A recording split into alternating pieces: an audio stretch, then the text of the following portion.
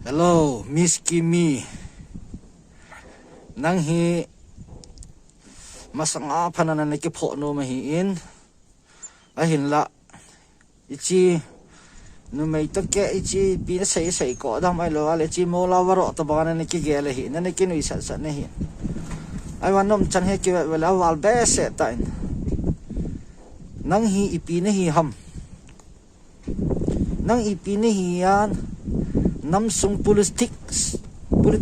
thu ai lo ale emele lam kai ho chung ai nang ki kumjing ke na kam chang na haing ke ham organization khat le organization ki ka anang in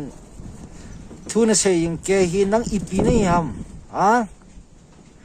nu mai suke nu mai tunin ke tungtang na lo le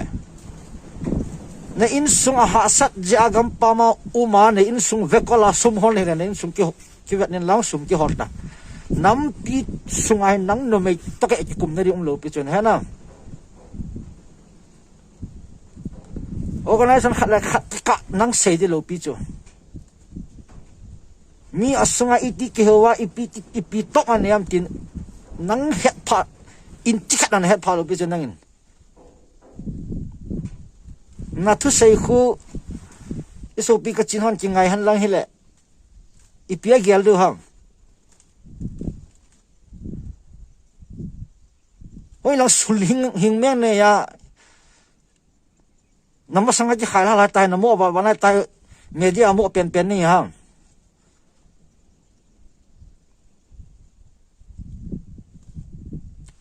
emele khat nam lam kai khat kitin nang dam ding sikiang lo pi chun het lo la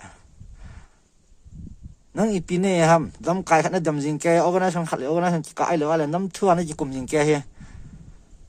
vel bol heta henge youtube na ke bola le nang mahin ko anup nup na ki bol ta na ke pasiti khalet nahi na khalin thu se ta nang nu mai take ki kum ni lo pi chu nam thua he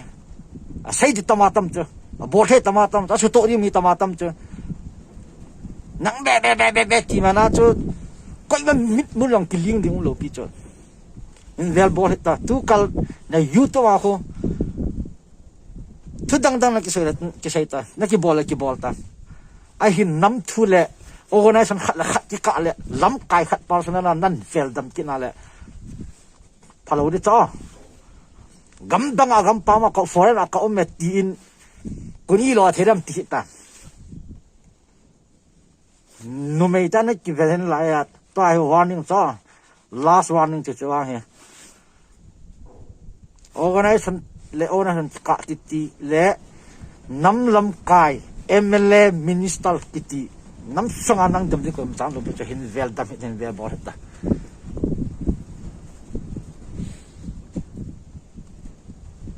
nin hono ma koi ka hin ni ha no ma le a single come freedom fighter kai cho ka nin holta Kilian freedom fighter